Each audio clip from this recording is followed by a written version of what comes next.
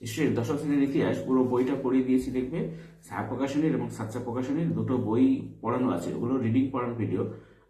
আর তোমাদের অতি সংক্ষিপ্ত প্রশ্নোত্তরগুলো পড়িয়ে দিয়েছি, সেগুলো দেখবে। আর আজকে প্রথম চ্যাপ্টার থেকে সংক্ষিপ্ত উত্তর ভিত্তিক প্রশ্ন পড়িয়ে দেবো, যার পূর্ণমান হচ্ছে 2। এগুলো শুনলে তোমরা সহজেই এই 2 নম্বরের প্রশ্নগুলো করতে পারবে।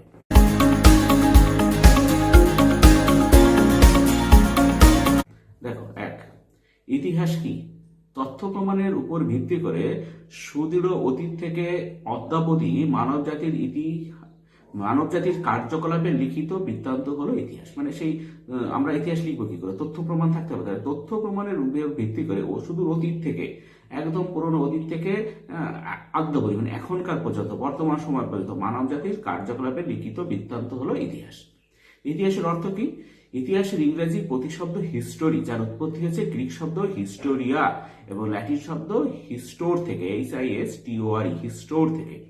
গ্রিক হিস্টোরিয়া, HISTORIA, হিস্টোরিয়া শব্দের অর্থ যত্ন সহকারে অনুসন্ধান, এবং ল্যাটিন হিস্টোর শব্দের অর্থ জ্ঞান। মানে যত্ন সহকারে অনুসন্ধান করতে হবে, এবং হিস্টোর হচ্ছে জ্ঞান।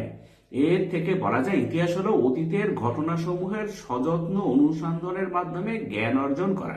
তাহলে এক কথা আমরা যদি বলি ইতিহাস কি? ইতিহাস হচ্ছে অতীত ঘটনাসমূহের সযত্ন, মানে খুব যত্ন নিয়ে সযত্ন অনুসন্ধানের মাধ্যমে জ্ঞান অর্জন করা। ইতিহাসের বৈশিষ্ট্য কি? 2 নম্বর প্রশ্ন, ইতিহাসের বৈশিষ্ট্য কি? স্থান ও কালের পরিপ্রেক্ষিতে সমাজবদ্ধ মানব প্রগতির বিজ্ঞানসম্মত বিশ্লেষণ হলো ইতিহাস।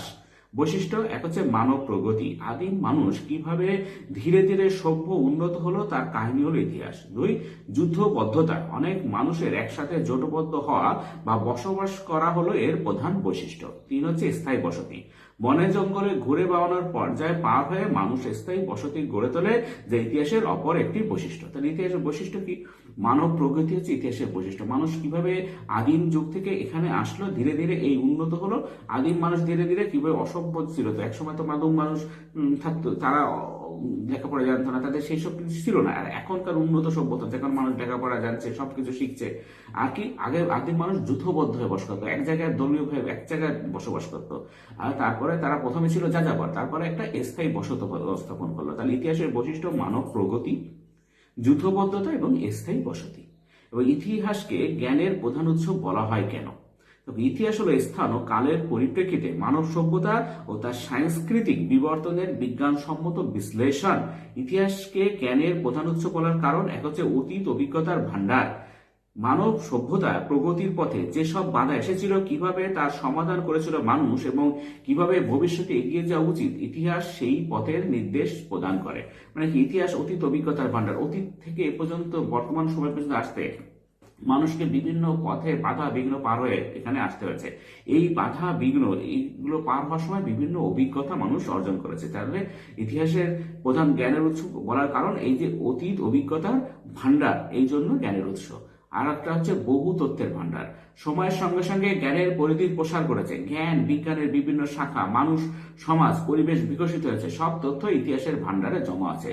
এজন্য GM ট্রেভেলিয়ান ইতিহাসকে অন্যান্য বিদ্যার জননী বলে অভিহিত করেছেন। কারণ অন্যান্য বিদ্যা তো পরে হয়েছে, প্রথম তো ইতিহাস থেকেই অন্যান্য বিদ্যার জন্ম, সেজন্য ইতিহাসকে অন্যান্য বিদ্যার জননী বলেছেন। কে বলেছেন? GM Trevelyan. পরে প্রশ্ন দেখো, ঐতিহাসিক তথ্য কি? ইতিহাস তথ্য বলতে কি বোঝায়? ঐতিহাসিক তথ্য দেখো, ঐতিহাসিক বা গবেষকরা কোনো গুরুত্বপূর্ণ ঘটনাবলীর প্রকৃত সত্য উদ্ধারের জন্য বিভিন্ন লিখিত বা প্রত্নতাত্ত্বিক উপাদান থেকে তথ্য সরবরাহ করেন। এই সকল তথ্য ঐতিহাসিক তথ্য নামে পরিচিত। আর ইতিহাস তত্ত্ব, একজন ঐতিহাসিক ইতিহাস পুনর্গঠনের সময় যে সমস্ত আদর্শ, নিয়ম ও পদ্ধতি অনুসরণ করেন তাকে বলা হয় ইতিহাস তত্ত্ব। এরপরে ইতিহাস চর্চা বা হিস্টোরিগ্রাফি বলতে কি বোঝো? দেখো, উত্তর হচ্ছে সময়ের অগ্রগতির সঙ্গে সঙ্গে দৃষ্টিভঙ্গির পরিবর্তন হয়, ফলে ইতিহাস সম্বন্ধে ধারণা বদলায়। ইতিহাস চর্চা দেখো, বিভিন্ন ঐতিহাসিক ঘটনার বিভিন্ন ধরনের ব্যাখ্যা ও লেখা হলো ইতিহাস চর্চা।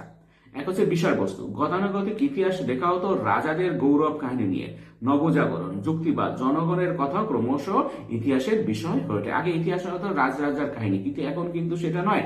এখন এই নবজাগরণ, যুক্তিবাদ, জনগণের কথা ক্রমশ ইতিহাসে স্থান পেয়েছে, ইতিহাসের বিষয়বস্তু হয়ে উঠেছে।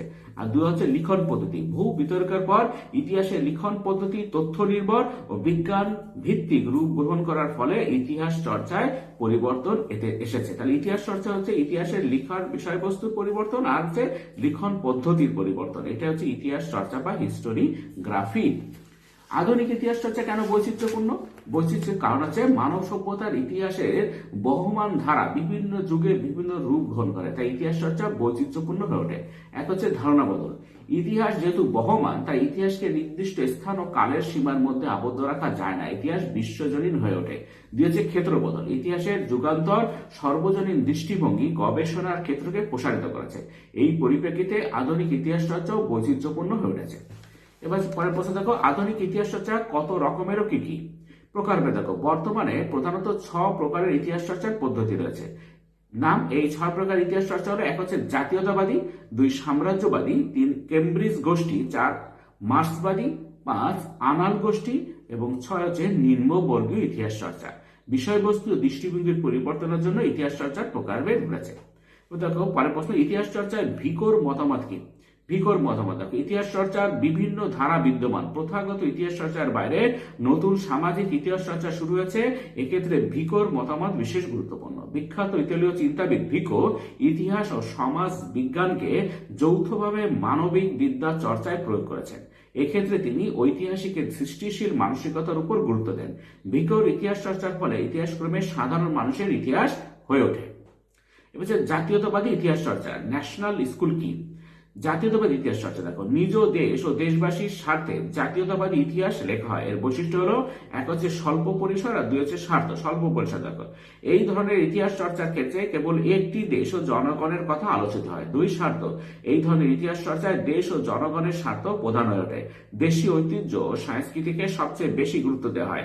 ভারতে যদুরাজ সরকার, তারাচাঁদ, রমেশচন্দ্র মজুমদার প্রমুখ ছিলেন জাতীয়তাবাদী ঐতিহাসিক।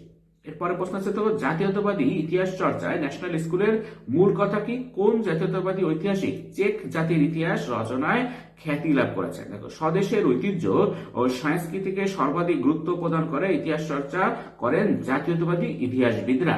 জাতীয়তাবাদী ইতিহাস চর্চার মূল কথা কি? জাতীয়তাবাদী ইতিহাস চর্চায় ন্যাশনাল স্কুল মূল কথা হলো স্বদেশ ও জাতির ঐতিহ্য ও সংস্কৃতিকে যথাযথ গুরুত্ব প্রদান করে ইতিহাস রচনার কাজটি সম্পন্ন করা। বলকান অঞ্চলে চেক জাতির ইতিহাস রচনা করে খ্যাতি লাভ করেছেন ফ্রান্টিসেক পালাকি। এবার দেখো, সাম্রাজ্যবাদী ইতিহাস চর্চায় ইম্পেরিয়ালিস্ট স্কুল বৈশিষ্ট্য কি কি? সাম্রাজ্যবাদী ইতিহাস চর্চা দেখো, সাম্রাজ্যবাদী ইতিহাস চর্চার বৈশিষ্ট্য হলো: এক হচ্ছে বৃহত্তর পরিসর, 2 হচ্ছে স্বার্থ। দেখো, বৃহত্তর পরিসর, এই ধরনের ইতিহাস চর্চায় নিজ দেশ ও তার উপনিবেশের আলোচনা গুরুত্বপূর্ণ হয়ে ওঠে। 2 নম্বর পয়েন্ট, স্বার্থ। নিজ দেশ ও জনগণের স্বার্থ এখানে প্রাধান্য পায়। জাতীয়তাবাদী ধারার সম্পূর্ণ বিপরীত হলো এই ধারা। অন্য দেশ দখল করা, শোষণ ও শাসন করা, নিজ দেশের স্বার্থে তাকে ব্যবহার করা প্রভৃতিকে বৈধতা দানের চেষ্টা এই ধরনের ইতিহাস চর্চার উদ্দেশ্য। Rudyard Kipling, James Mill, William Hunter, Vincent Smith প্রমুখ ছিলেন এই শ্রেণীর ঐতিহাসিক। এবার দেখো, কেমব্রিজ ঐতিহাসিক কাদের বলা হয়? এরা কার ইতিহাস দর্শনে বিশ্বাস করেন? কেমব্রিজ ঐতিহাসিক গোষ্ঠী। দেখো, ইংল্যান্ডের একটি বিখ্যাত বিশ্ববিদ্যালয় হলো কেমব্রিজ। কেমব্রিজ বিশ্ববিদ্যালয়ের ঐতিহাসিক গবেষক অধ্যাপকবৃন্দ সাধারণভাবে কেমব্রিজ ঐতিহাসিক গোষ্ঠী কেমব্রিজ স্কুল নামে পরিচিত। কয়েকজন উল্লেখযোগ্য কেমব্রিজ ঐতিহাসিকরা হলেন জন গালাহার, গর্ডন জনসন, অনিল শিল, ফ্রান্সিস রবিনসন প্রমুখ। কেমব্রিজ ইতিহাস গোষ্ঠী স্যার লিউইস নেমিয়ারের ইতিহাস দর্শনে বিশ্বাস করে। এরপর দেখো, কেমব্রিজ গোষ্ঠীর ইতিহাস চর্চা। কেমব্রিজ স্কুল কি ধরনের? কেমব্রিজ গোষ্ঠী ইতিহাস চর্চা, স্যার লিউইস নেমিয়ার কেমব্রিজ বিশ্ববিদ্যালয়ে এক বিশেষ ধারার ইতিহাস চর্চা শুরু করেন। এর বৈশিষ্ট্য হলো: এক হচ্ছে প্রতিক্রিয়াশীল চরিত্র, 2 হচ্ছে সংকীর্ণতা। দেখো, প্রথম পয়েন্ট, প্রতিক্রিয়াশীল চরিত্র। এই ধারার ইতিহাস চর্চায় বিভিন্ন দেশের জাতীয়তাবাদকে অবজ্ঞা করা হয়। 2 সংকীর্ণতা। কেমব্রিজ গোষ্ঠীর ইতিহাস চর্চা এবং গবেষণার মান খুব উন্নত হলেও তা সংকীর্ণ স্বার্থে পরিচালিত। গণ আন্দোলন বা জাতীয়তাবাদকে অগ্রাহ্য করার জন্য তার অন্তর্দ্বন্দ্ব ও ত্রুটি বিচ্যুতির অনুসন্ধানে তারা ব্যস্ত। জন গালাহার, গর্ডন জনসন, অনিল শিল, ফ্রান্সিস রবিনসন প্রমুখ হলেন কেমব্রিজ গোষ্ঠীর ঐতিহাসিক। এবার দেখো মার্ক্সবাদী ইতিহাস চর্চা, মার্কসিস্ট স্কুল বলতে কি বোঝো? আধুনিক ইতিহাস চর্চার যে বিভিন্ন ধারা রয়েছে তার মধ্যে অন্যতম হলো মার্ক্সবাদী ইতিহাস চর্চা। মার্ক্সবাদী ইতিহাস চর্চা দেখো, সাম্যবাদের প্রণেতা কার্ল মার্কস অর্থনৈতিক দৃষ্টিকোণ থেকে ইতিহাসের মানে ঐতিহাসিক বস্তুবাদ, দ্বন্দ্বমূলক বস্তুবাদ ব্যাখ্যা করেন। এই ইতিহাস দর্শনের অনুসারী ঐতিহাসিকেরা মার্ক্সবাদী ঐতিহাসিক নামে পরিচিত।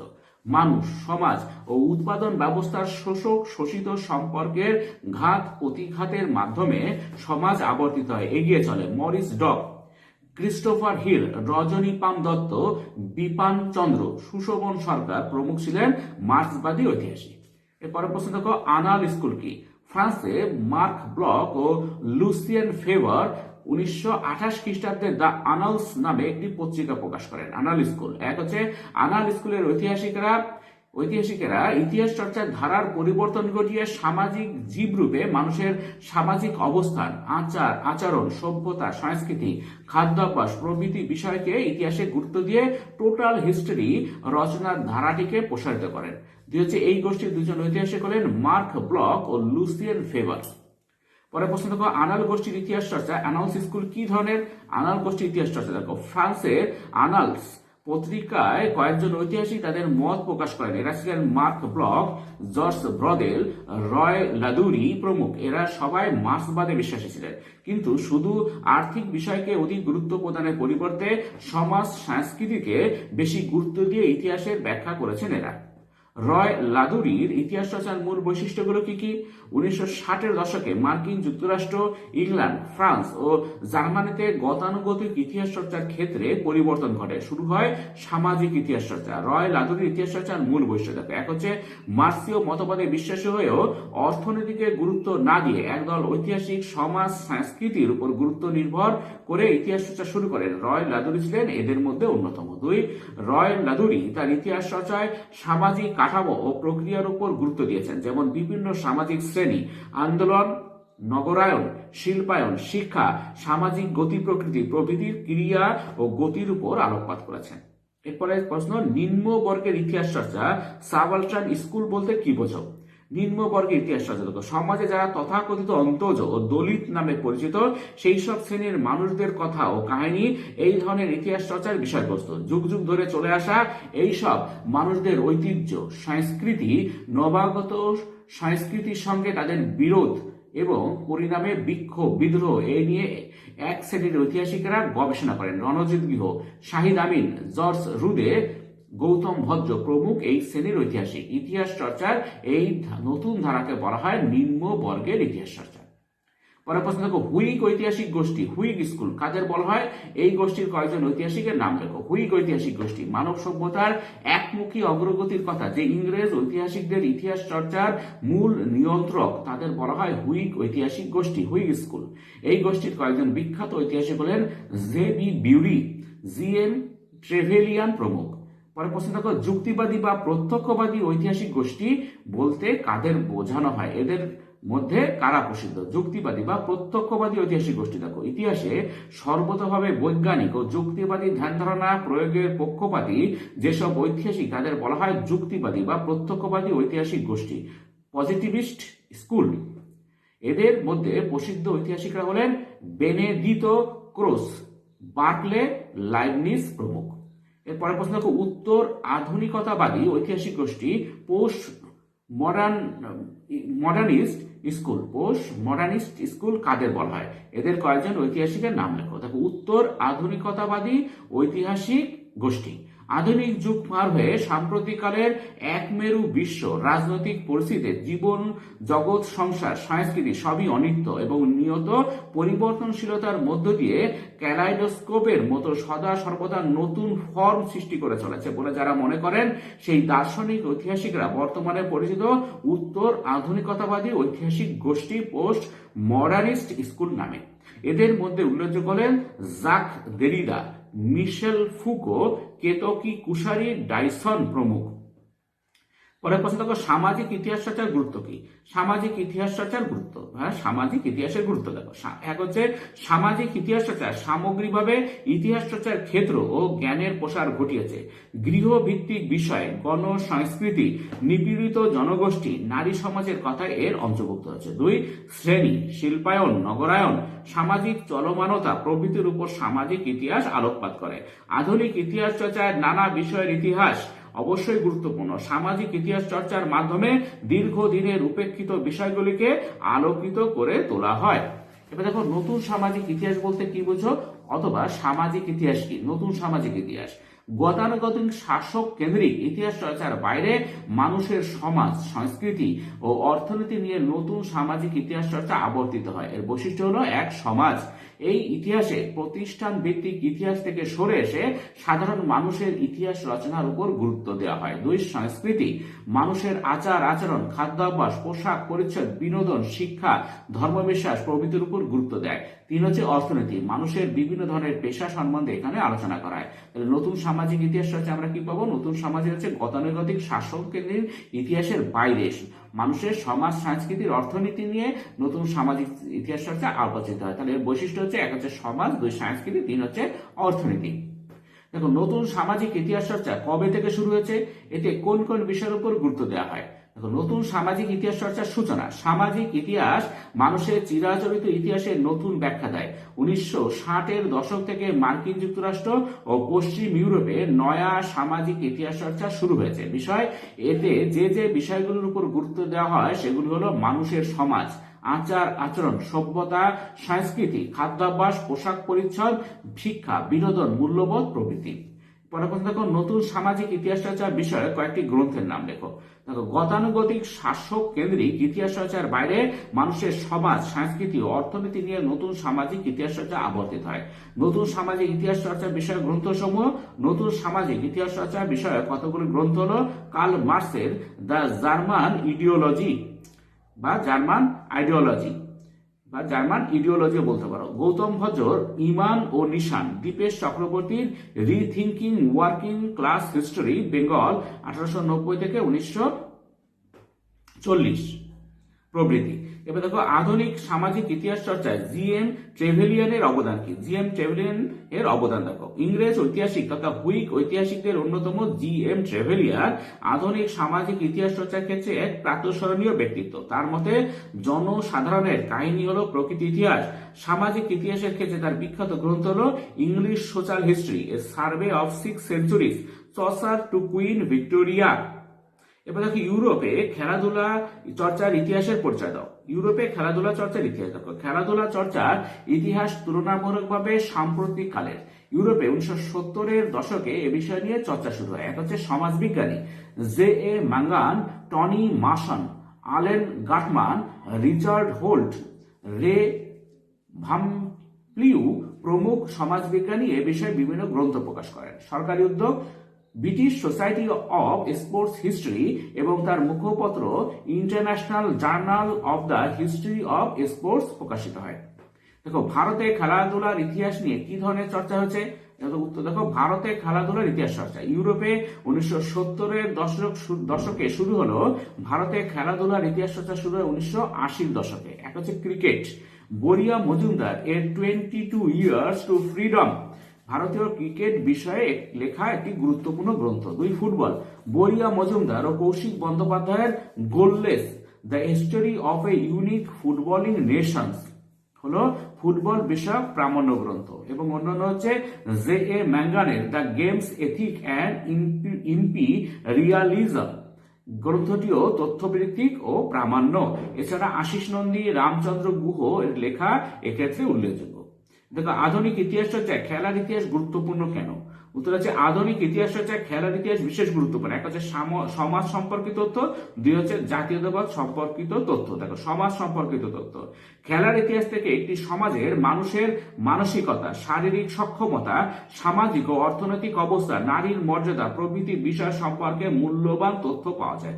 2, জাতীয়তা বোধ সম্পর্কিত তথ্য, খেলার দর্শক ও শ্রোতাদের প্রতিক্রিয়া থেকে জাতীয়তা বোধ সম্পর্কে ধারণা পাওয়া যায়। প্রসঙ্গত উল্লেখযোগ্য, 1911 খ্রিস্টাব্দে মোহন মোহনবাগান ইংরেজ ফুটবল দলকে পরাজিত করে আইএফএ শিল্ড জয় করলে বাঙালি তথা ভারতীয়দের মধ্যে ব্রিটিশ বিরোধী জাতীয়তাবাদী চেতনার বহিঃপ্রকাশ ঘটে। এরপরে খেলাধুলার ইতিহাস বিষয়ক কয়েকটি উল্লেখযোগ্য গ্রন্থের নাম লেখো। ইংল্যান্ডে 1922 খ্রিস্টাব্দে British Society of Sports history প্রতিষ্ঠিত হয়। এর ফলে খেলার ইতিহাস চর্চা একটি সাংগঠনিক রূপ লাভ করে। ভারতে 1980-র দশকে খেলার ইতিহাস নিয়ে চর্চা শুরু হয়। খেলাধুলার ইতিহাস বিষয়ক উল্লেখযোগ্য গ্রন্থ সমূহ দেখো। খেলাধুলার ইতিহাস বিষয়ক কয়েকটি উল্লেখযোগ্য গ্রন্থ হলো জে ম্যাঙ্গানের লেখা the games, ethic and imperialism, Boria মজুমদারের লেখা 22 years to freedom, a social history of Indian cricket, Kaushik Bandyopadhyay এবং বরিয়া মজুমদারের লেখা goalless, the history of a unique footballing nations প্রভৃতি। ভারতের ক্রিকেটের ইতিহাস চর্চায় কারা উল্লেখযোগ্য গবেষণা ও রচনা করেছেন? একটি বিখ্যাত রচনার নাম উল্লেখ করো। দেখো, গবেষকগণ ভারতের ক্রিকেটের ইতিহাসের বিবর্তন ও বিবর্ধন নিয়ে সাম্প্রতিক অতীতে উল্লেখযোগ্য গবেষণাধর্মী কাজ করেছেন আশিস নন্দী, বরিয়া মজুমদার, রামচন্দ্র গুহ, হর্ষ ভোগলে, গৌতম ভট্টাচার্য প্রমুখ। এক্ষেত্রে একটি বিখ্যাত রচনা হলো বরিয়া মজুমদারের 22 ইয়ার্স টু ফ্রিডম নামক গ্রন্থটি। দেখো, মোহনবাগান অ্যাথলেটিক ক্লাব 1889 খ্রিস্টাব্দে কিভাবে জাতীয়তাবাদের জাগরণে অনুঘটকের কাজ করেছিল, অথবা খেলার ইতিহাসে 1911 খ্রিস্টাব্দে বিখ্যাত কেন? দেখো, জাতীয়তাবাদের জাগরণে মোহনবাগান অ্যাথলেটিক ক্লাবের ভূমিকা।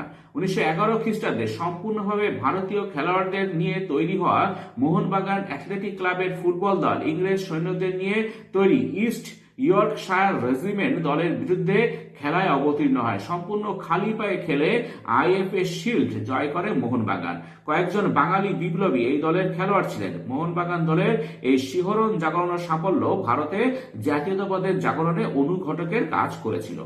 এবার দেখো, মানব সভ্যতার অগ্রগতির কথা খাদ্যাভ্যাস থেকে কিভাবে জানা যায়? দেখো, খাদ্যাভ্যাস থেকে মানব সভ্যতার অগ্রগতির কথা জানা যায়। এক হচ্ছে প্রাচীন যুগ। এই যুগে মানুষ বনের ফলমূল ও শিকার করা পশুর কাঁচা মাংস খেত। আগুনের ব্যবহার শিখলে মাংস পুড়িয়ে খেতে শেখে তারা, পরে রান্না করা খাবার খেতে শেখে। দুই হচ্ছে মধ্যযুগ।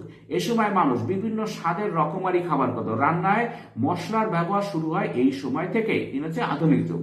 আধুনিক যুগে মানুষের খাদ্যের ব্যবহার রকমারি এবং বৈচিত্র্যপূর্ণ। এভাবে খাদ্যের গুণমান বিচার করে মানব সভ্যতার অগ্রগতির ধারণা লাভ করা যায়। এরপরে প্রশ্ন দেখো, খাদ্য সংগ্রাহক মানুষের খাদ্য উৎপাদকে রূপান্তরিত হওয়া ইতিহাস চর্চায় গুরুত্বপূর্ণ কেন? গুরুত্ব এক হচ্ছে স্বাতন্ত্র। জীবজগতে মানুষই একমাত্র জীব যে খাদ্য উৎপাদন করতে শিখেছিল। দুই, কৃষির সূচনা। খাদ্য উৎপাদনের সঙ্গে সঙ্গে কৃষিকাজের সূচনা হয়। তিন হচ্ছে স্থায়ী বসতি। কৃষির সূচনার সঙ্গে মানুষ যাযাবর জীবন ছেড়ে স্থায়ী বসতি গড়ে তোলে। চার হচ্ছে উদ্বৃত্ত। মানুষ কৃষির সূচনা করলে নিজের প্রয়োজনীয় খাদ্যের অতিরিক্ত উদ্বৃত্ত হয় এবং এই উদ্বৃত্তকে কেন্দ্র করে শুরু হয় দ্বন্দ্ব, যা ইতিহাসের মূল চালিকা শক্তিতে পরিণত হয়েছিল। তাই ইতিহাস চর্চায় খাদ্যের ইতিহাস চর্চা বিশেষ গুরুত্বপূর্ণ। দেখো, ভারতীয় খাদ্যাভ্যাসে মিশ্র সংস্কৃতি লক্ষ্য করা যায় কেন?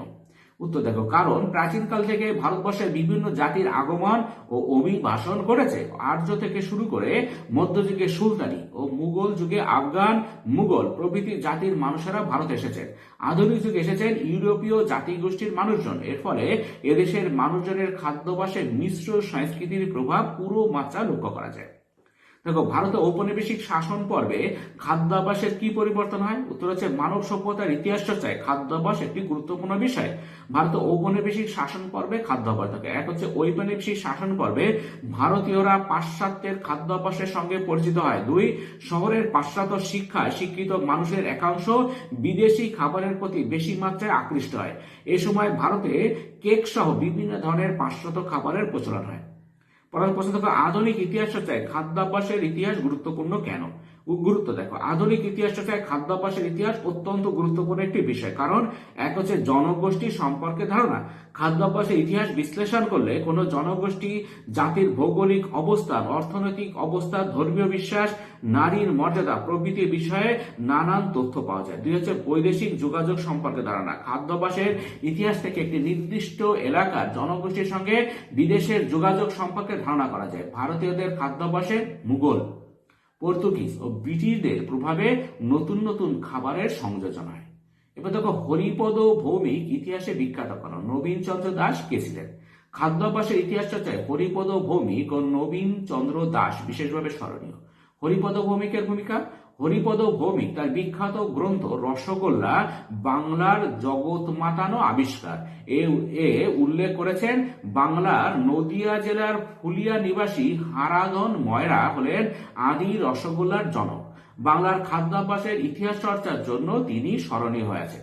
আর নবীনচন্দ্র দাস কলকাতার বাগবাজারের ময়রা নবীনচন্দ্র দাস 1868 খ্রিস্টাব্দে স্পঞ্জ রসগোল্লা সৃষ্টি করেন।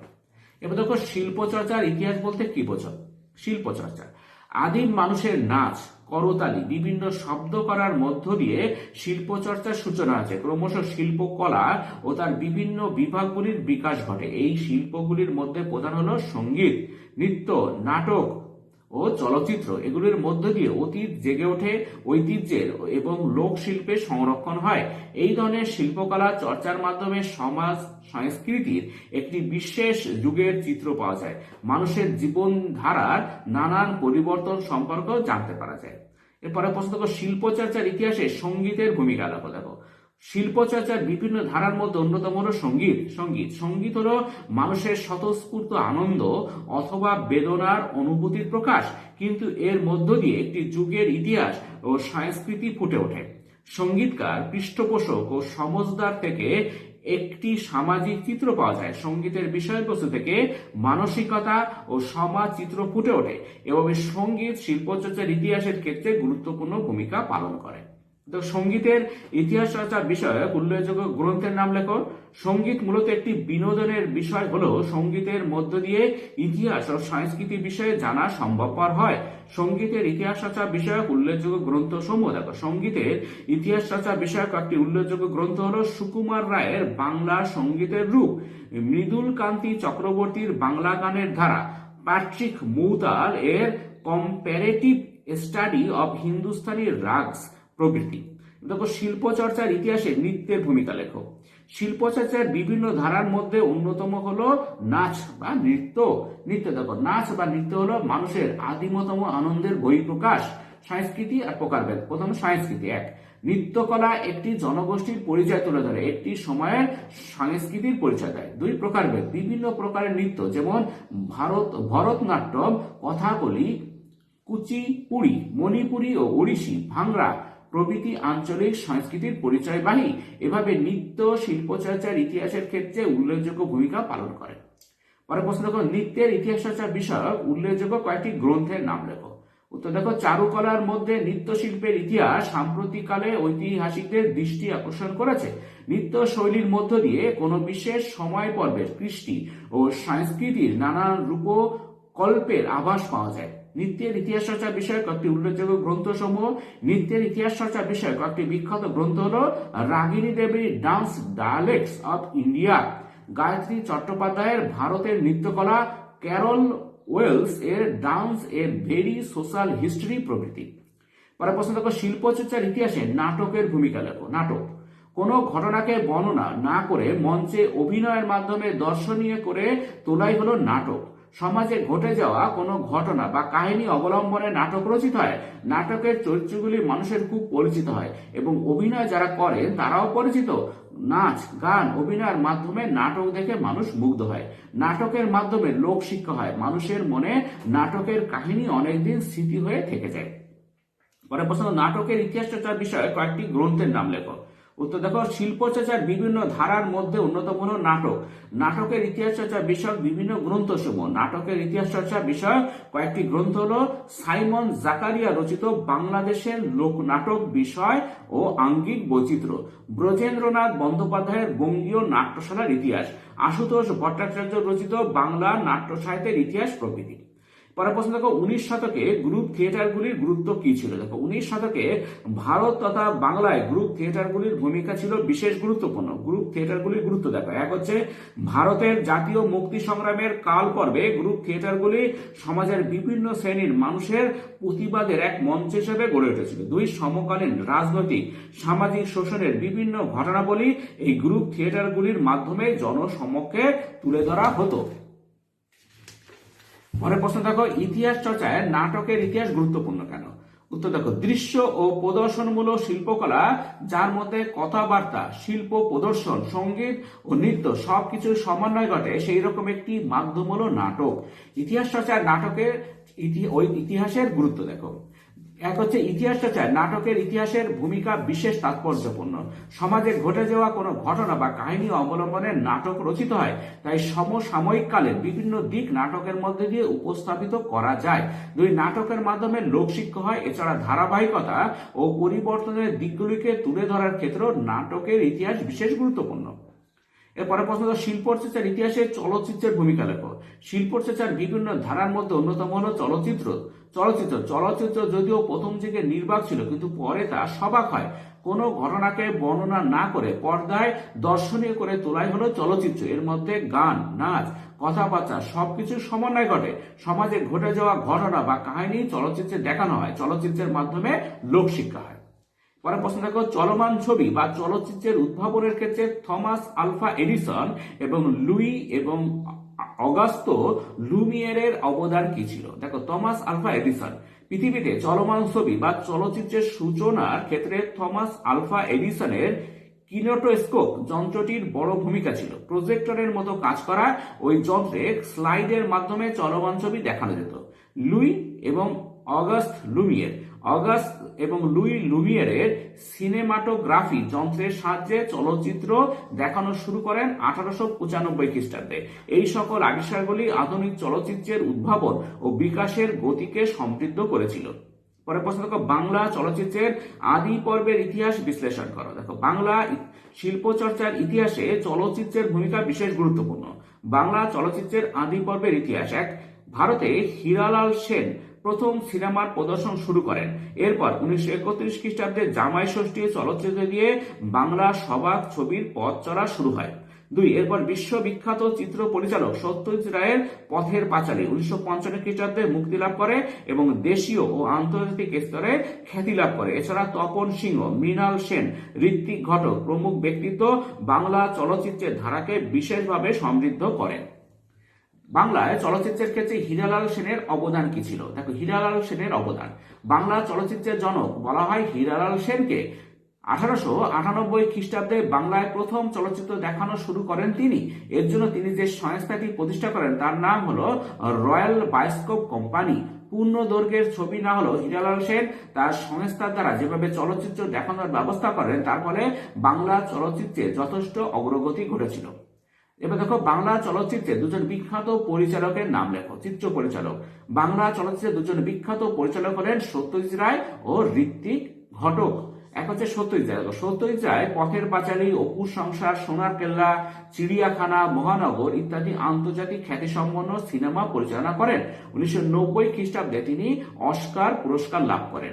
যেটা ঋত্বিক ঘটক তার মেঘে ঢাকা তারা সহ অন্যান্য চলচ্চিত্রের জন্য আন্তর্জাতিক খ্যাতি লাভ করেন।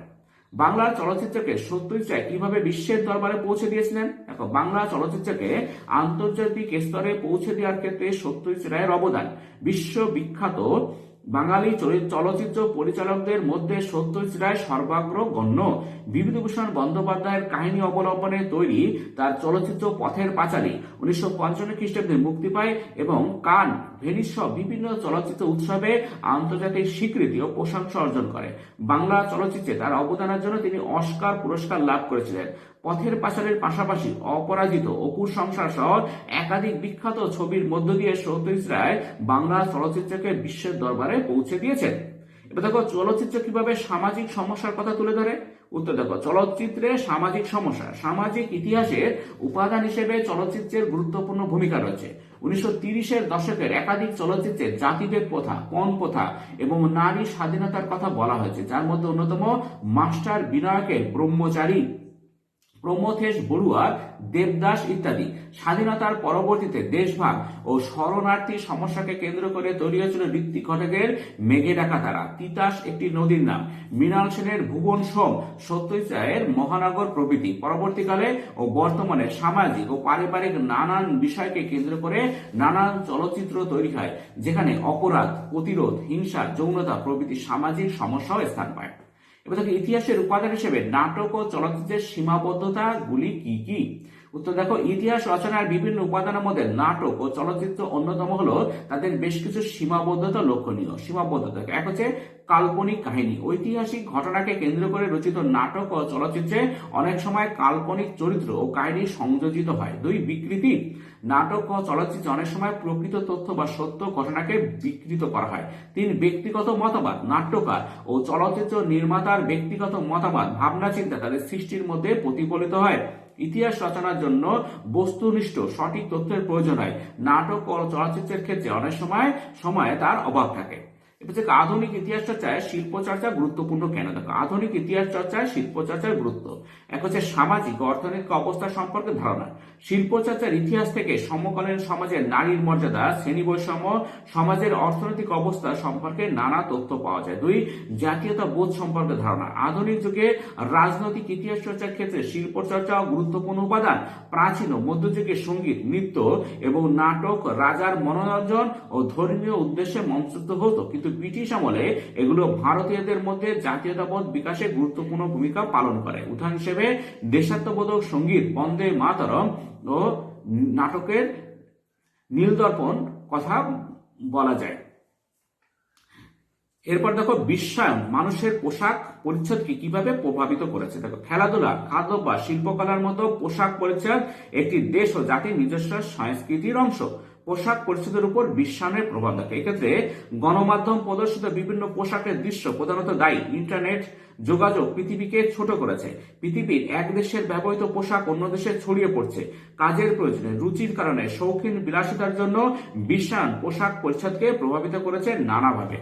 এবার দেখো, 19 শতকের ভারতে পার্সি ও বাঙালি বাবুদের পোশাক কেমন ছিল। দেখো, পোশাক পরিচ্ছদের মাধ্যমে মানুষের অর্থনৈতিক, সামরিক, রাজনৈতিক, সাংস্কৃতিক, ভৌগোলিক, ধর্মীয় বিষয় সম্পর্কে গুরুত্বপূর্ণ তথ্য পাওয়া যায়। দেখো, 19 শতকে ভারতে পার্সি ও বাঙালি বাবুদের পোশাকের ধরন। দেখো, এক হচ্ছে 19 শতকে ভারতবর্ষে পোশাক পরিচ্ছদের উপর পাশ্চাত্য ধ্যান ধারণার প্রভাব পড়েছিল। পার্সি ও বাঙালি বাবুদের পোশাকের উপর এই প্রভাব সুস্পষ্টভাবে দেখা যায়। 2 পার্সিরা এ সময় ফুল প্যান্ট ও কলারহীন কোট পরতে থাকে। অন্যদিকে বাঙালি বাবুরা মাথায় টুপি, ধুতির উপর বেল প্রভৃতি ব্যবহার করত। দেখো, পোশাক পরিচ্ছদের সঙ্গে ইতিহাসের ধারণার সম্পর্ক কি। পোশাক পরিচ্ছদের মাধ্যমে মানুষের অর্থনৈতিক, সামরিক, রাজনৈতিক, সাংস্কৃতিক প্রভৃতি বিষয় সম্পর্কে নানান তথ্য পাওয়া যায়। তাই পোশাক পরিচ্ছদের ইতিহাস চর্চা বিশেষ গুরুত্ব লাভ করেছে। পোশাক পরিচ্ছদের সঙ্গে ইতিহাসের ধারণার সম্পর্ক। এক হচ্ছে সমাজে নারী ও পুরুষের পোশাক পরিচ্ছদ ভিন্ন ভিন্ন হয়। নারী পুরুষের পোশাকের বৈচিত্র্য থেকে সমাজ রক্ষণশীল না প্রগতিশীল, নারীর স্বাধীনতা প্রভৃতি সম্পর্কে ধারণা পাওয়া যায়। 2 ব্রিটিশ আমলে ভারতে কোট প্যান্ট সহ বিভিন্ন বিলিতি পোশাকের আমদানি হয়। পাশ্চাত্য শিক্ষায় শিক্ষিত হয়ে অনেক বাঙালি ধুতি পাঞ্জাবি ছেড়ে কোট প্যান্ট পরা শুরু করে। এ থেকে বাঙালি জনমানসে পাশ্চাত্য ধ্যান ধারণার প্রভাবের বিষয়টি স্পষ্ট হয়ে ওঠে। এবার দেখো, পোশাক পরিচ্ছদের ইতিহাস চর্চার বিষয়ে কয়েকটি গ্রন্থের নাম লেখো। দেখো, পোশাক পরিচ্ছদ মানুষের সংস্কৃতি ও ঐতিহ্যের অবিচ্ছেদ্য অঙ্গ। ভৌগোলিক পরিবেশ ও অঞ্চলভেদে মানুষের পোশাক পরিচ্ছদের নানান পরিবর্তন আসতে পারে। ঐতিহাসিকের কাজ এই পরিবর্তনগুলি চিহ্নিত করা ও তার কারণ ব্যাখ্যা করা। পোশাক পরিচ্ছদের ইতিহাস চর্চার বিষয়ক গ্রন্থসমূহ। দেখো, পোশাক পরিচ্ছদের ইতিহাস চর্চার বিষয়ক উল্লেখযোগ্য গ্রন্থসমূহ হলো মলয় রায়ের লেখা বাঙালির বেশবাস বিবর্তনের রূপরেখা, এমা টার্লোর লেখা clothing matters, dress and identity in India, Michael ডেভিসের লেখা আর্ট অফ ড্রেস ডিজাইনিং প্রভৃতি। দেখো, আধুনিক ইতিহাস চর্চায় পোশাক পরিচ্ছদের ইতিহাস গুরুত্বপূর্ণ কেন? দেখো, আধুনিক ইতিহাস চর্চায় পোশাক পরিচ্ছদের ইতিহাস গুরুত্বপূর্ণ কারণ এক হচ্ছে সামাজিক ও অর্থনৈতিক অবস্থা সম্পর্কে ধারণা। 2 হচ্ছে রাজনৈতিক ও ধর্মীয় অবস্থা সম্পর্কে ধারণা। প্রথম পয়েন্ট দেখো, সামাজিক ও অর্থনৈতিক অবস্থা সম্পর্কে ধারণা। পোশাক পরিচ্ছদের ইতিহাস বিশ্লেষণ করলে একটি সমাজের রক্ষণশীলতা, প্রগতিশীলতা, নারীর মর্যাদা, নারী পুরুষ বৈষম্য প্রভৃতি সম্পর্কে তথ্য পাওয়া যায়। 2 রাজনৈতিক ও ধর্মীয় অবস্থা সম্পর্কে ধারণা। পোশাক পরিচ্ছদ থেকে রাজনৈতিক ও ধর্মীয় অবস্থা সম্পর্কে জানা যায়। উদাহরণ হিসেবে জোহর কোট ও গান্ধী টুপির কথা বলা যেতে পারে। এবার দেখো, যানবাহন ও যোগাযোগ ব্যবস্থা ইতিহাসকে প্রভাবিত করেছে এরকম কয়েকটি উদাহরণ দাও। উত্তর, উন্নত যানবাহন ও যোগাযোগ ব্যবস্থা হলো সামাজিক ও অর্থনৈতিক উন্নয়নের অন্যতম প্রধান শর্ত। তাই বর্তমানে যানবাহন ও যোগাযোগ ব্যবস্থার ইতিহাস চর্চা ইতিহাসের অন্যতম প্রধান বিষয় হয়ে উঠেছে। ইতিহাসের উপর যানবাহন ও যোগাযোগ ব্যবস্থার প্রভাব বিস্তারের কয়েকটি উদাহরণ থাকে। এক হচ্ছে 1853 খ্রিস্টাব্দে লর্ড ডালহৌসির আমলে ভারতে প্রথম রেল যোগাযোগ শুরু হয়, যা ভারতীয়দের জাতীয়তাবোধের বিকাশে বিশেষভাবে সাহায্য করে। দুই, আধুনিক যুগে ইঞ্জিন আবিষ্কারের পর ট্রেন, ট্রাম, বাস প্রভৃতির ব্যবহার শুরু হয়, যা দেশের বিভিন্ন প্রান্তের মানুষের মধ্যে ঐক্যবোধ ও সংযোগ গড়ে তোলে। এবার দেখো, ভারতের রেলপথের প্রতিষ্ঠার কয়েকটি প্রভাব উল্লেখ করো। দেখো উত্তর, মানব সভ্যতার উন্নতির সঙ্গে সঙ্গে যানবাহন ও যোগাযোগ ব্যবস্থারও উন্নতি ঘটে চলেছে। ভারতের লর্ড ডালহৌসির আমলে রেল ব্যবস্থা স্থাপন যোগাযোগ ব্যবস্থার ইতিহাসে একটি উল্লেখযোগ্য ঘটনা। ভারতের রেলপথের প্রতিষ্ঠার কয়েকটি প্রভাব দেখো। এক হচ্ছে, রেলপথের প্রতিষ্ঠার ফলে ভারতের বিভিন্ন অঞ্চলের বাজারগুলি একজোট হতে পেরেছিল। দুই, রেলপথ নির্মাণের মধ্য দিয়ে ভারতের ঔপনিবেশিক সাম্রাজ্য প্রতিষ্ঠার ভিত্তি আরো সুদৃঢ় হয়। তিন, ভারতের স্বাধীনতা সংগ্রামী ও বিপ্লবীদের কাছে রেলপথ ছিল একটি গুরুত্বপূর্ণ সংযোগ মাধ্যম। এবার দেখো, যানবাহন যোগাযোগ ব্যবস্থার ইতিহাস কেন ইতিহাস চর্চায় গুরুত্বপূর্ণ হয়ে উঠেছে। উত্তর দেখো, আধুনিক ইতিহাস চর্চায় যানবাহন ও যোগাযোগ ব্যবস্থার ইতিহাস গুরুত্বপূর্ণ। গুরুত্ব দেখো, দেশের অর্থনীতি সম্পর্কে ধারণা। যানবাহন ও যোগাযোগ ব্যবস্থার ইতিহাস থেকে একটি দেশের অর্থনীতি, ব্যবসা বাণিজ্য ইত্যাদি সম্পর্কে জানা যায়। দুই, প্রযুক্তি সম্পর্কে ধারণা। যানবাহন ও যোগাযোগ ব্যবস্থার ইতিহাস থেকে যানবাহন ও যোগাযোগের উন্নয়নের ধারাবাহিকতা ও প্রযুক্তি সম্পর্কে ধারণা পাওয়া যায়। এরপরে প্রশ্ন দেখো, চিত্রকলার গুরুত্ব লেখো। চিত্রকলার গুরুত্ব দেখো, ছবি আঁকা বা চিত্রকলার মধ্য দিয়ে প্রাকৃতিক দৃশ্য, যুদ্ধের খণ্ডচিত্র, ব্যক্তির চিত্র, ব্যঙ্গচিত্র, জীবজন্তু বা অন্য কিছু চিত্র পাওয়া যায়। আঁকা ছবির মাধ্যমে তা বাস্তব রূপ লাভ করে। দুই, আঁকা ছবি থেকে শিল্পকলা, শিল্পরীতি, সংস্কৃতি, পৃষ্ঠপোষক, সময়কাল ইত্যাদি সম্বন্ধে ধারণা করা যায়। ছবি আঁকা শিল্পী মনের পরিচয় দেয়, ফলে একটি অতীত সময় বা ঘটনা জীবন্ত হয়ে থাকে চিত্রটির মধ্যে। তাই ইতিহাস চর্চায় এর স্থান গুরুত্বপূর্ণ। পরে প্রশ্ন দেখো, আধুনিক বাংলায় দৃশ্যশিল্পের বিকাশে অবনীন্দ্রনাথ ঠাকুরের অবদান কি ছিল। দেখো, অবনীন্দ্রনাথ ঠাকুরের অবদান। আধুনিক বাংলার দৃশ্যশিল্পের বিকাশে অবনীন্দ্রনাথ ঠাকুরের অবদান ছিল গুরুত্বপূর্ণ। চিত্রকলার ক্ষেত্রে তিনি নব্যবঙ্গীয় চিত্ররীতির উদ্ভাবক ছিলেন। কলকাতা আর্ট কলেজের হ্যাবেল সাহেবের সঙ্গে একযোগে তিনি গড়ে তোলেন বঙ্গীয় কলা সংসদ 1905 খ্রিস্টাব্দে। দৃশ্যশিল্পের ইতিহাস নিয়ে তিনি একটি গ্রন্থ রচনা করেছিলেন বাগেশ্বরী শিল্প প্রবন্ধাবলী নামে। কাঠের মূর্তি তৈরির শিল্পকে তিনি এক নতুন উচ্চতায় পৌঁছে দিয়েছিলেন কাটুম কুটুম নামে, যা অত্যন্ত জনপ্রিয়। যামিনী রায়ের চিত্রাঙ্কন রীতির দুটি মূল বৈশিষ্ট্য লেখো। যামিনী রায়ের চিত্রাঙ্কন রীতির বৈশিষ্ট্য। ইতিহাস চর্চা ও ইতিহাস রচনার ক্ষেত্রে চিত্রাঙ্কন অন্যতম গুরুত্বপূর্ণ উপাদান হিসেবে বিবেচিত হয়। অবনীন্দ্রনাথ ঠাকুরের ছাত্র যামিনী রায়ের চিত্রাঙ্কন রীতির দুটি মূল বৈশিষ্ট্য হলো, এক হচ্ছে যামিনী রায় তার চিত্রাঙ্কনের মধ্য দিয়ে সাধারণ মানুষের দৈনন্দিন জীবনের বিভিন্ন দিক তুলে ধরেছিলেন। দুই, সহজ সরলভাবে মানুষের মনের উপযোগী করে চিত্রশিল্পকে তিনি পরিবেশন করেছিলেন। পরে প্রশ্ন, আধুনিক ইতিহাস চর্চায় আঁকা ছবির ইতিহাস গুরুত্বপূর্ণ কেন। দেখো উত্তর, আধুনিক ভারত ইতিহাস চর্চায় আঁকা ছবির ইতিহাস বিশেষ গুরুত্বপূর্ণ। গুরুত্ব এক হচ্ছে সমকালীন ইতিহাসের তথ্য। আঁকা ছবি থেকে সমকালীন ইতিহাসের অনেক তথ্য পাওয়া যায়। প্রাচীন ভারতের এবং মুঘল যুগের আঁকা ছবি থেকে অনেক গুরুত্বপূর্ণ ঐতিহাসিক তথ্য পাওয়া যায়। দুই, অবিকৃত তথ্য। আঁকা ছবি থেকে অবিকৃত তথ্য পাওয়া যায় বলে পরবর্তীকালের গবেষকগণের কাছেও এগুলি তথ্য সংগ্রহের ক্ষেত্রে সমান গুরুত্বপূর্ণ উপাদান বলে বিবেচিত হয়। তবে এইগুলির কিছু সীমাবদ্ধতা রয়েছে। এরপরে প্রশ্ন দেখো, ভারতের স্বাধীনতা আন্দোলনের ইতিহাসের সঙ্গে ফটোগ্রাফির ইতিহাস চর্চা কিভাবে সম্পর্কিত। উত্তর দেখো, স্বাধীনতা আন্দোলনের ইতিহাসের সঙ্গে ফটোগ্রাফির ইতিহাস চর্চার সম্পর্ক। ভারতে 1850-এর দশকে ক্যামেরায় ছবি তোলা শুরু হয়। ভারতের স্বাধীনতা সংগ্রামের কাল পর্বে ফটোগ্রাফি একটি গুরুত্বপূর্ণ ঐতিহাসিক সাক্ষ্য প্রমাণ। 1857 খ্রিস্টাব্দে বিদ্রোহের সময় ইউরোপীয় ফটোগ্রাফার ভারতে এসে বিভিন্ন দৃশ্যের ছবি তুলে রাখেন। এছাড়া 1940-এর দশকে সাম্প্রদায়িক দাঙ্গা, স্বাধীনতা সংগ্রামের বিভিন্ন পর্যায়ে, নৌবিদ্রোহ প্রভৃতি ঘটনা সম্পর্কে ফটোগ্রাফির মাধ্যমে বিভিন্ন গুরুত্বপূর্ণ তথ্য জানা যায়। দেখো, ফটোগ্রাফি বিষয়ে ভারতে 1857 খ্রিস্টাব্দের বিদ্রোহের সময় কি কি উদ্যোগ দেখা যায়। 1850-এর দশকের পর ক্যামেরার মাধ্যমে বিভিন্ন ঐতিহাসিক মুহূর্ত তুলে ধরা হয়েছে, যা আঁকা ছবির থেকেও আরো বেশি প্রাণবন্ত হয়ে ওঠে। 1857 খ্রিস্টাব্দের বিদ্রোহের সময় ফটোগ্রাফি বিষয়ে উদ্যোগ। এক হচ্ছে, ভারতে 1850-এর দশক থেকে বিদেশ থেকে ফটোগ্রাফির বিভিন্ন যন্ত্রপাতি আমদানি শুরু হয়। দুই, 1857 খ্রিস্টাব্দে বিদ্রোহের সময় ফেলিক্স রিয়াতো জন মুরে, লালা দীনদয়াল প্রমুখ বিখ্যাত ফটোগ্রাফাররা উল্লেখযোগ্য ভূমিকা গ্রহণ করেছিলেন। পরের প্রশ্ন দেখো, ইতিহাস চর্চায় ফটোগ্রাফির গুরুত্ব লেখো। উত্তর দেখো, আধুনিক ইতিহাস চর্চায় বিভিন্ন উপাদানের মধ্যে ফটোগ্রাফ একটি গুরুত্বপূর্ণ উপাদান। গুরুত্ব এক হচ্ছে ফটোগ্রাফির মাধ্যমে বিভিন্ন ধরনের ছবিকে ক্যামেরাবন্দি করা যায়। এগুলি কোনো গুরুত্বপূর্ণ ঘটনা, কোনো মহান ব্যক্তি, কোনো হত্যাকাণ্ড বা অন্য কিছু হতে পারে। গৃহীত আলোকচিত্র তাই প্রামাণ্য তথ্য হয়ে ওঠে। দুই হচ্ছে ফটোগ্রাফি থেকে অতীতের কোনো বিষয়ের আলোকচিত্র ইতিহাসের উপাদান হিসেবে তথ্য যোগায়। তবে ফটোগ্রাফারকে পুরোপুরি নির্ভরযোগ্য উপাদান বা ফটোগ্রাফকে পুরোপুরি নির্ভরযোগ্য উপাদান বলে ঐতিহাসিকরা মনে করেন না, কারণ এখানে ফটোগ্রাফারের অনেক ট্রিক্স থাকতে পারে আর কি। কি কারণে ফটোগ্রাফি আধুনিক ভারতের ইতিহাস চর্চার ক্ষেত্রে গুরুত্বপূর্ণ উপাদান হয়ে উঠেছে? এক হচ্ছে 1990-এর দশক থেকে ইতিহাস চর্চার ক্ষেত্রে ফটোগ্রাফির ব্যবহার ব্যাপক মাত্রায় পেয়েছে। গবেষকগণ এই বিষয়টিকে ইতিহাসের ভিজুয়াল টার্ন বলে থাকেন। কারণ এক হচ্ছে ফটোগ্রাফ অতীতের ঘটনাবলীর হুবহু প্রতিচ্ছবি তুলে ধরে, এবং দুই হচ্ছে সাংস্কৃতিক ও সামাজিক ইতিহাসে বর্ণময়তা আনে ফটোগ্রাফের ব্যবহার। আধুনিক ইতিহাস চর্চায় ফটোগ্রাফের ব্যবহার কেন জটিল হয়ে উঠেছে? উত্তরটা আছে ফটোগ্রাফের ব্যবহারের ক্ষেত্রে জটিলতা। আধুনিক ইতিহাস চর্চায় যতদিন অতিবাহিত হচ্ছে ততই ফটোগ্রাফের ব্যবহারের বিষয়টি জটিল হয়ে উঠেছে। কারণ এক হচ্ছে কম্পিউটারে ফটো এডিটিং এর নানা অত্যাধুনিক সফটওয়্যার আবিষ্কার ও প্রয়োগের ফলে ফটোগ্রাফের নানা ধরনের বিকৃতি বা ইচ্ছামতো পরিবর্তন ঘটানো সম্ভবপর হয়ে উঠেছে। তাই উপাদান হিসেবে ফটোগ্রাফের বিশ্বাসযোগ্যতার উপর সংশয় দেখা দিয়েছে। পরের প্রশ্ন, স্থাপত্যের বিভিন্ন বৈশিষ্ট্যগুলি কিভাবে ইতিহাস চর্চায় সাহায্য করে? উত্তর হচ্ছে বৈশিষ্ট্য অমসৃণ পাথর ইটের কাঠামো। প্রাচীন যুগে বিশেষত মিশরে পিরামিড আর কি, হরপ্পা, মেসোপটেমিয়া সভ্যতায় এই ধরনের কাঠামো লক্ষণীয়। দুই, মসৃণ ও কারুকার্যময় সৌধ। মধ্যযুগের ইউরোপীয় চার্চ, ভারতের তাজমহল ও প্রাসাদ ইত্যাদি স্থাপত্য শিল্পের উৎকৃষ্ট নিদর্শন। তিন, ভাস্কর্য চিত্রকলা। নবজাগরণ যুগে ইতালি ও অন্যান্য জায়গার বিভিন্ন চার্চ ও প্রাসাদে নানা ভাস্কর্য চিত্রকলা দেখা যায়। এভাবে স্থাপত্যের বিভিন্ন বৈশিষ্ট্য ইতিহাস চর্চায় সাহায্য করে। স্থাপত্যের ইতিহাসের গুরুত্ব কি?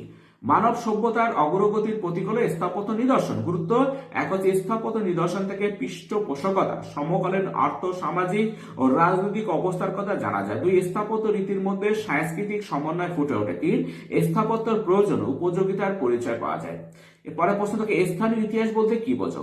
আধুনিক ইতিহাস চর্চায় স্থানীয় ইতিহাস বিশেষ গুরুত্বপূর্ণ। এর বিশেষত্বগুলি হলো এক হচ্ছে স্থানীয় গুরুত্ব। এই ধরনের ইতিহাসে স্থানীয় ঐতিহাসিক নিদর্শন, স্থানীয় গল্প কাহিনীকে গুরুত্ব দেওয়া হয়। দুই, স্থানীয় সংস্কৃতি। স্থানীয় জনগোষ্ঠীর কথা, তাদের ঐতিহ্য সংস্কৃতি কাছে প্রাধান্য লাভ করে। এভাবে বৃহত্তর বা জাতীয় ইতিহাস রচনার উপাদান হিসেবে স্থানীয় ইতিহাস উল্লেখযোগ্য ভূমিকা পালন করে।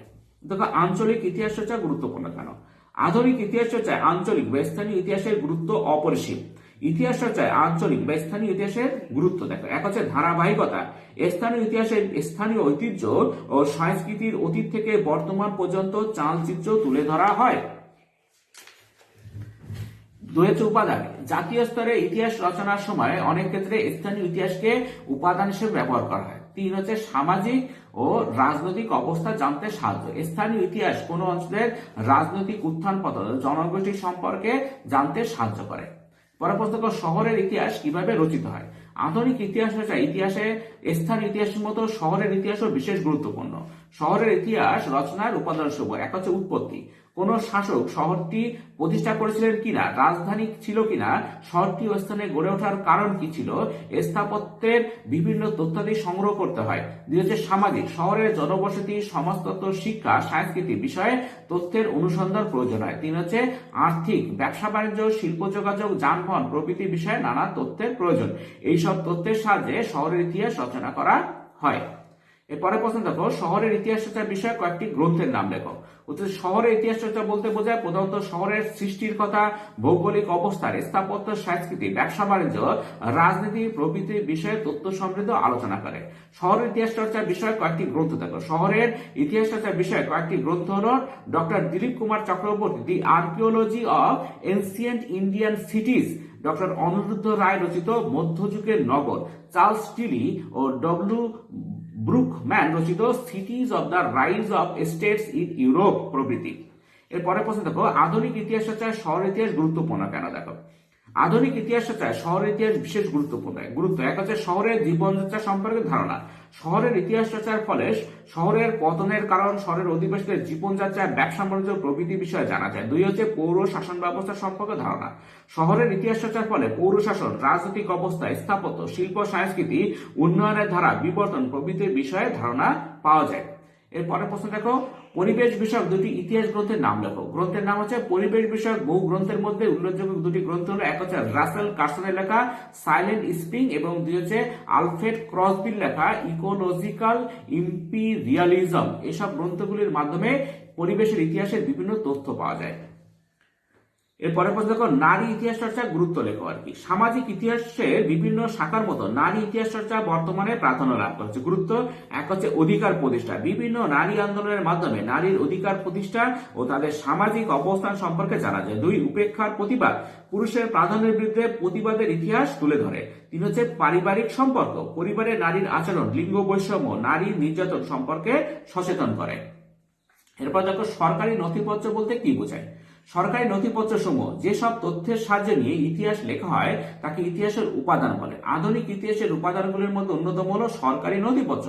সরকারি নথিপত্র বলতে বোঝায় পুলিশ, গোয়েন্দা বা সরকারি আধিকারিকদের রিপোর্ট, প্রতিবেদন, চিঠিপত্র ইত্যাদি।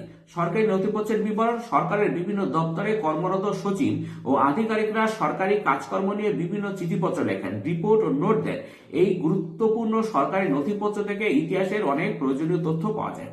এবার দেখো, পুলিশ, গোয়েন্দা এবং সরকারি আধিকারিকদের প্রতিবেদন বলতে কি বোঝায়। উত্তর দেখো, আধুনিক ইতিহাসের উপাদান হিসেবে পুলিশ, গোয়েন্দা এবং সরকারি আধিকারিকদের প্রতিবেদন বিশেষ গুরুত্বপূর্ণ। পুলিশ, গোয়েন্দা এবং সরকারি আধিকারিকদের প্রতিবেদনের ভূমিকা এক হচ্ছে পুলিশ তার এলাকার আইন শৃঙ্খলার রিপোর্ট তার ঊর্ধ্বতন কর্তৃপক্ষের কাছে পাঠায়। ইস্ট ইন্ডিয়া কোম্পানির আমলে পুলিশ ভারতীয়দের ব্রিটিশ বিরোধী কার্যকলাপের উপর নজর রাখত। দুই, গোয়েন্দারা ব্রিটিশ আমলে বিপ্লবী এবং আন্দোলনকারীদের গোপন খবর সংগ্রহ করত। তিন, সরকারি আধিকারিকদের কাজ হলো তাদের এখতিয়ারযুক্ত এলাকার কাজের তদারকি করা। ব্রিটিশ আমলে সরকারি আধিকারিকগণ ঊর্ধ্বতন কর্তৃপক্ষ বা সরকারের কাছে তাদের মতামত জানিয়ে প্রতিবেদন পেশ করতেন। এই সকল নথিপত্র থেকে তৎকালীন ভারতের বিভিন্ন ঘটনার তথ্য পাওয়া যায়, যা আধুনিক ভারতের ইতিহাস রচনার কাজে বিশেষভাবে সাহায্য করে। এরপরে প্রশ্ন দেখো, মহাফেজখানা থেকে কিভাবে ইতিহাস জানা যায়। দেখো, যে কোনো দেশের ইতিহাস রচনার ক্ষেত্রে সরকারি নথিপত্রের ভূমিকা বিশেষ গুরুত্বপূর্ণ।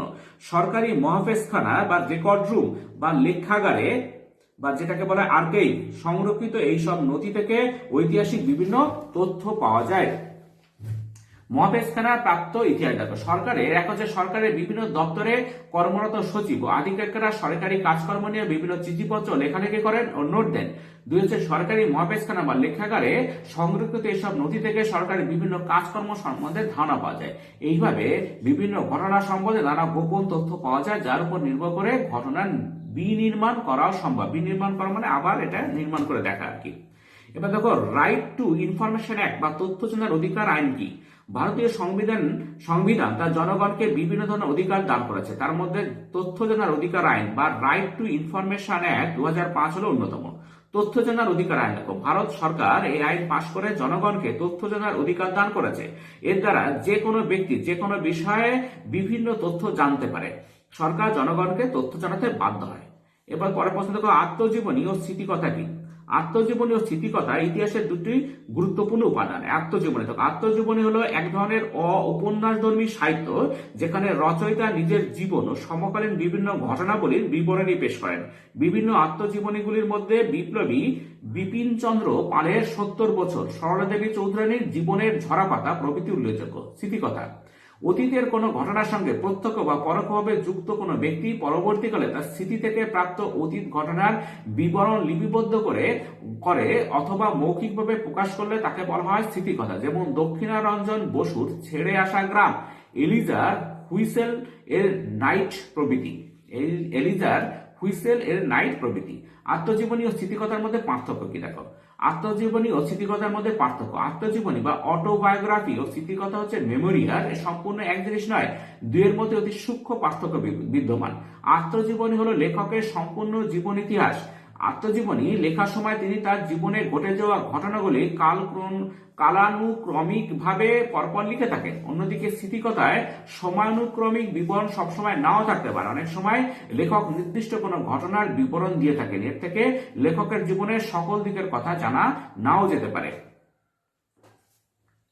এরপরে দেখো, কে কেন বীরাষ্টমী ব্রত পালন করেন? সরলা দেবী চৌধুরানী আত্মজীবনীমূলক গ্রন্থ জীবনের ঝরাপাতায় 19 শতকের শেষ 2 দশক এবং 20 শতকের প্রথম কয়েক বছরের বাংলা তথা ভারতের কথা জানা যায়। বীরাষ্টমী ব্রত পালন সরলা দেবী চৌধুরানীর উদ্যোগে বীরাষ্টমী ব্রত পালিত হয়। এই ব্রতের মূল উদ্দেশ্য ছিল শরীরচর্চা, আত্মশক্তির বিকাশ, হীনমন্যতা দূরীকরণের মাধ্যমে জাতীয় মানসিকতার জাগরণ ঘটানো ইত্যাদি। এবার দেখো, সরলা দেবী চৌধুরানীর জীবনের ঝরাপাতা গ্রন্থে কি ধরনের ঐতিহাসিক তথ্য পাওয়া যায়? আধুনিক ভারতের ইতিহাস চর্চার উপাদান হিসেবে সরলা দেবী চৌধুরানীর লেখা আত্মজীবনীমূলক গ্রন্থে জীবনের ঝরাপাতা বিশেষ গুরুত্বপূর্ণ। এক হচ্ছে ঐতিহাসিক তথ্যসমূহ, এক হচ্ছে ঠাকুরবাড়ির কথা। এই গ্রন্থ থেকে ঠাকুরবাড়ির শিশুদের ছেলেবেলা, নারীদের জীবনচর্চা, তাদের শিক্ষা, সংস্কৃতি সহ অন্দরমহলের নানান কথা জানা যায়। 2 হচ্ছে সরলা দেবীর কথা। জীবনের ঝরাপাতা থেকে সরলা দেবীর লক্ষ্মীর ভান্ডার ও ভারত স্ত্রী মহামণ্ডল প্রতিষ্ঠা, স্বদেশী আন্দোলনে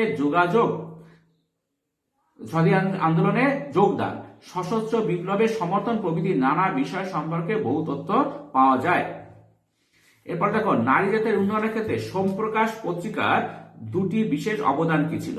দেখো, নারী জাতির উন্নয়নের ক্ষেত্রে সোমপ্রকাশ পত্রিকার অবদান।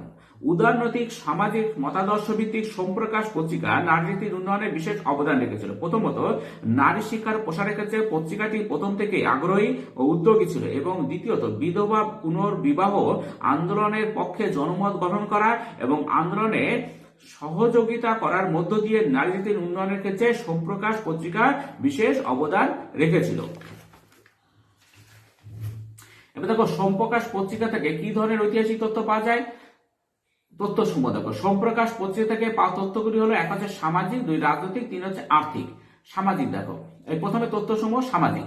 বিধবা বিবাহ, নারী শিক্ষা বিষয়ক সংবাদ এই পত্রিকা প্রকাশিত হয়। 2 রাজনৈতিক, 1857 খ্রিস্টাব্দে বিদ্রোহ, নীল বিদ্রোহ, মহারানীর ঘোষণা, ইলবার্ট বিল আন্দোলন, দেশীয় ভাষা আর সংবাদপত্র আইন, জাতীয় ইংরেজি প্রতিষ্ঠার সংবাদ প্রচারিত হয়। 3 হচ্ছে আর্থিক, জমিদারি শোষণ ও ভূমি রাজস্ব শিল্পায়ন বিষয়ে নানা নিবন্ধ প্রকাশিত হয়। এবার দেখো, ইতিহাসের তথ্য সংগ্রহের ক্ষেত্রে ইন্টারনেটের সুবিধাগুলি উল্লেখ করো। দেখো, ইন্টারনেটের সুবিধা। ইতিহাসের তথ্য সংগ্রহের ক্ষেত্রে ইন্টারনেটের সুবিধাগুলি হলো, 1 হচ্ছে যাবতীয় বিষয়, ঘটনা, ব্যাখ্যা, ছবি, আওয়াজ ঐতিহাসিকের কাছে মুহূর্তের মধ্যে এনে হাজির করে ইন্টারনেট। 2 বিশ্বের বিভিন্ন লাইব্রেরি, মিউজিয়াম, লেখাগার বা আর্কাইভ, মহাপেশখানার তথ্য সহজেই ঘরে বসে পাওয়ার সুযোগ সুবিধা প্রদান করে। এরপর 3 হচ্ছে ইবুক এর সহজলভ্যতা ও ব্যাপক ব্যবহার ইতিহাসের তথ্য সংগ্রহের বিষয়টিকে সহজতর করে তুলেছে। এরপরে প্রশ্ন, ইতিহাসের তথ্য সংগ্রহের ক্ষেত্রে ইন্টারনেট ব্যবহারের অসুবিধাগুলি উল্লেখ করো। ইন্টারনেটের অসুবিধা, ইতিহাসের তথ্য ও ছবি সংগ্রহের ক্ষেত্রে ইন্টারনেট ব্যবহারের অসুবিধাগুলি হলো, 1 হচ্ছে সকল সময় সকল বিষয়ে তথ্য ও চিত্র পাওয়া যায় না। 2 প্রশিক্ষণের অভাব বা আর্থিক কারণে অনেক ইন্টারনেটের ব্যবহার করতে পারে না অনেকে আর কি। 3 হচ্ছে কিছু নকল ও প্রতারণামূলক তথ্য ভান্ডার থাকে যা ব্যবহার করে ইতিহাস লেখা উচিত নয়। এসে আজকে পর্যন্ত, পরের ভিডিও দেখা হবে। Thank you very much for watching.